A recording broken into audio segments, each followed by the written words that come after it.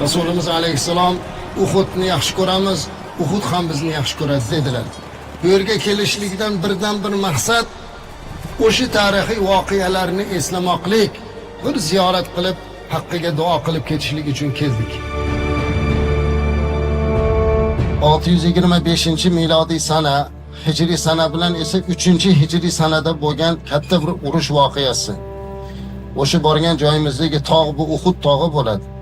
Payg'ambarimiz alayhissalom Uhudga, ey Uhud, biz seni yaxshi ko'ramiz deganlar. Uhudni yaxshi ko'rganlar. Bir kuni tepasiga chiqqanlarida Abu Bakr Siddiq radhiyallohu anhu hamda Hazrat Umar, Hazrat Usmon radhiyallohu anhu bilan birga o'tiruvdilar. Birdan Uhud tog'i titrab ketdi. Shunda Rasulimiz alayhissalom oyoqlari bilan tog'ni bir tepib, ey Uhud, tepangda Nabiy va Siddiq va ikkita shahid turibdi-ya dedilar. Mana shundan Hazrat Umar bilan Hazrat Usmon radhiyallohu anhu shahid bo'lishini aytgan edilar. O'sha Uhud maydonida katta urush bo'ldi 3-hijriy sanada. Undan oldin Badr jang bo'lgan edi. Badrda musulmonlar g'alaba qilgan edi. Kofirlar boshlig'i Abu Sufyon va yana boshqalari Utba hammalari o'sha yerda yig'ilishib, endi biz qasd olishimiz kerak deb Badrdan qaytgan mol dunyolarni oshganlarini mana shu urushga sarflashga qasd qildilar. Va hammalari katta bir askar to'plab, katta bir qo'shin bilan bu Madina-i Munawvara tomon qilib kelganlar. Rasulimiz alayhissalom mana shu Uhuddan oldin tush ko'rgan ekanlar. Tushlarida qilichlarining uchi sinib ketganini ko'rgan edilar. Shunda o'zlari tavil qilib, yaqinlarimdan biri olamdan o'tarkan deb o'ylovdilar. Mana shu jangda amakilari Hamza radhiyallohu anhu shahid bo'lganlar. Payg'ambarimiz alayhissalom Uhudga kelganlarida, hozir siz borib ko'rasiz, o'sha joyda tog' bor, kamonchilar tog'i deb qo'yadi. Ko'pchilik biznikilar bilmasdan o'sha toqqa chiqadi. U toqqa chiqmaslik kerak, aksincha. U toqqa qarab o'sha bo'lgan voqeani eslash kerak. Rasulimiz alayhissalom yoqqa kamonchilarni chiqarib qo'ydilar. Va ularga aytdilarki, men aytmagunimcha jilmanglar o'rninglarda. Lekin haligi tog'da turganlar g'alaba biz tomonda bo'lyapti, biz o'ljadan quruq qolyapmiz deb tog'dan tushishni boshlashdi. Ba'zi bir insoflilar aytdilarki, Rasulimiz alayhissalom jilmanglar degan edilar-ku, deganlariga ham qaramasdan Rasulullohning esidan chiqib qoldi, unutdi bizni deb tushib ketdilar. Holbuki ularning orqasida Xolid ibn Valid hali unda islomga kirmagan edilar. Xolid ibn Valid boshliq otliqlar poylab turgan edi. Kamonchilar tushib ketgandan keyin ular kelib qurshab oldilar va musulmonlar o'rtada qurshovda qolib ketdilar. Payg'ambarimiz alayhissalom bo'layotgan holatni qarab shundoq tepaga qarasalar kamonchilar yo'q. Bildilarki ular aytilgan vazifani bajarmoqdilar. Rasulimiz alayhissalomning birgina so'zini inkor qilishlik, 70 ta sahobani shahid bo'lishi yo'q. Rasulimiz alayhissalomning muborak jismlari yarador bo'lishlikka, tishlari tushishlikka, ko'zlari yoshlanishlikka, vujudlaridan qon oqishlikka sabab bo'ldi.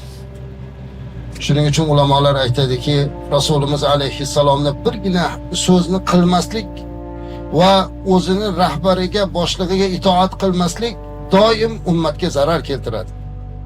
Biz bu yerda oladigan tarbiya ham shundan iborat azizlar. O'zingizni rahbarlaringizga itoat qiling degan gap mana shunda. Agar itoat bo'lganida shu ish bo'lmas edi. Itoat yo'qoldi. Rasulimiz alayhisolatu vasallam mana shu joyda qoldilar. Hatto payg'ambarimiz alayhisalom qatl qilindi degan gap chiqib ketdi. Hamma parokanda u yoqqa qochgan, bu yoqqa qochgan, hamma o'zi bilan ovora bo'lib ketgan. Juda ko'p sahobalar kelib Rasulimiz alayhisalomni himoya qilib turib oldilar, o'zlarini qalqon qildilar. Rasulimiz bu urushni eslab hatto ayollarni eslaydi. Zuyba onamiz aytadilarki, avvaliga bu ayol xuddi hamshiralardek yaradorlarga yordam berish uchun kelgan edilar. Payg'ambarimiz alayhisalom o'zlari qolib qolganlardan keyin u ayol yugurib kelib Payg'ambarimiz alayhisalomni himoya qila boshladilar.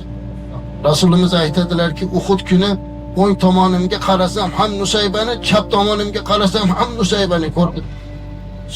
Ayol o'zini shu darajada fido qildilar. Sahoba-i kiromlar bu tomonda ayollar dod deb hammalari shu maydonga kelishga harakat qildilar, yordam berdilar. Rasulimiz alayhissalom yaradorlanib toqqa chiqib qoldilar. Fatima onamiz bu yoqdan kelib, otamga nima bo'ldi deydilar. Yaxshilar, ammo yarador bo'ldilar. Chiqib o'sha joyda Fatima onamiz yuzlarini yuvib, o'sha kuydirilgan paxta bosdilar. Mana shunday qilib u yerda u zotga qarab turdilar. Bir sahobiy ayolni jangda eri, farzandi, akasi olamdan o'tdi, shahid bo'ldi.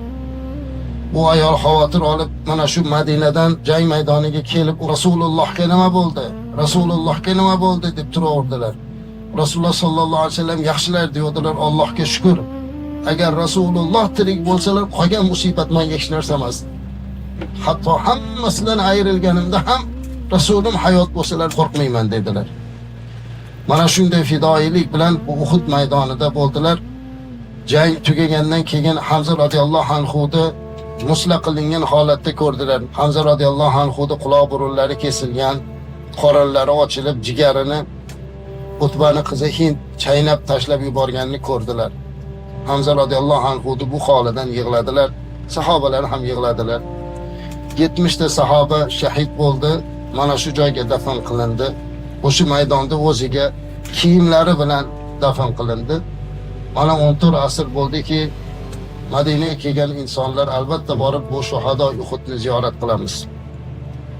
Tushganimizdan keyin o'sha Uhud maydonida shahid bo'lib yotganlarning oldiga boramiz, ularga salom aytamiz. Xatm yetkazilgan ekan, bir xatmi Qur'on bag'ishlaymiz, qaytamiz. Bu yerda unaqa ortiqcha biror bir talablar yo'q. Sizlardan iltimos, shariat qaytargan ishlarni qilmanglar. Bir narsalarni olib ko'zingizga surkab, tog'larga chiqib, ba'zi birlarda shunaqa gap bor ekan, shu yerda bir narsasini olib borsa bola ko'rar ekan, ular hammasi bid'at, bu hammasi xurofot. Rasulimiz aytmagan, qilma degan ishlarni qilib, bu yerda gunohga botmaslik kerak.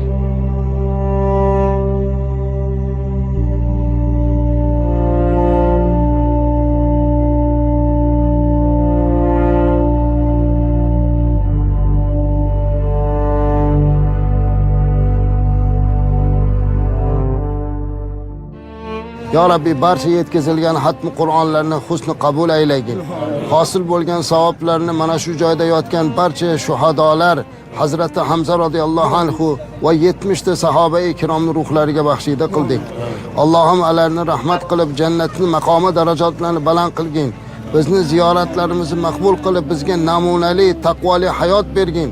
Oldimizda turgan hajlarni bajarib, hajji mabrur bo'lmoqlikka nasib aylagin. Vatanimizni tinch, xalqimizni obod, yurtboshimizni salomat, bir-birlarimizga mehr oqibatimizni ziyoda qilgin. Allohumma solli ala sayyidina Muhammadin va ala alihi va sahbihi ajma'in bi rahmatika.